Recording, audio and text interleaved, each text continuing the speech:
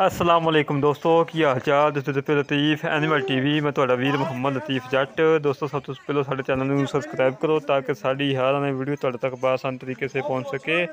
अज दोस्तों वास्ते माशाल्लाह फरीजन जर्सी क्रॉस गाय की वीडियो लेके आए हैं। माशाल्लाह बड़े कमाल की गाय है, दूसरा वारा सुना है। माशाल्लाह सून तो ये 10 तो 12 दिन लैंदी है। माशाल्लाह वेखो, माशाल्लाह पंडा के हवाने वेखो, माशाल्लाह 6-6 इंची बाहर कड़ी खड़ी है। माशाल्लाह सून का कोई परवाह नहीं तक सून की। माशाल्लाह बड़े कमाल की गाय है। माशाल्लाह दोस्तों माशाल्लाह कमेंटा चाहिए। माशाल्लाह गाय चेक करो, कितना हुसन है। माशाल्लाह सितों मोनी है, छोटा छोटा कन लगा है। फरीजन तो जर्सी क्रॉस है। माशाल्लाह थन देखो कितना प्यारा लगा है।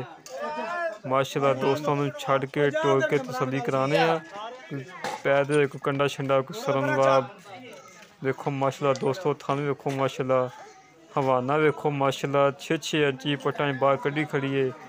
अजे सून दे कोई अनुमान नहीं है।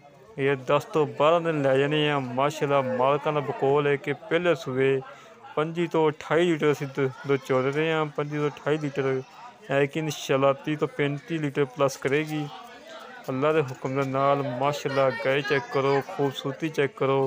इनकी डिमांड हैगी है 4,10,000 रुपये डिमांड इनकी, 4,10,000।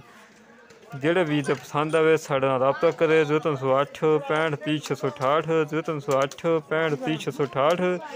माशाल्लाह बड़े कमाल की वैड़ है दोस्तों, चेक करो। माशाल्लाह माशाल्लाह कमेंटा चाहिए दोस्तों। हवाना वेखो, माशाल्लाह 6-6 इंची बाहर कड़ी खड़ी है। हुसन वेखो, माशाल्लाह खून पित चंगा है, हर पासों सुथरी वैड़ है। माशाल्लाह घरेलू वैड़ खड़ी है, कोई व्यापार लैन च नहीं खड़ी है। देखो माशाल्लाह दोस्तों, थोड़ा दिल खुश होएगा कि वाकई लतीफ़ भाई जानवर लैके आते हैं कि कमाल का जानवर लैके आते हैं। लोगों नालों डिमांड भी अपनी 40 तो 50,000 कम होती है। तो मालकां नाल बहस कर करके वीडियो लगाई दी कि जितना कम हो सके रेट उतना कम करवाईदा है।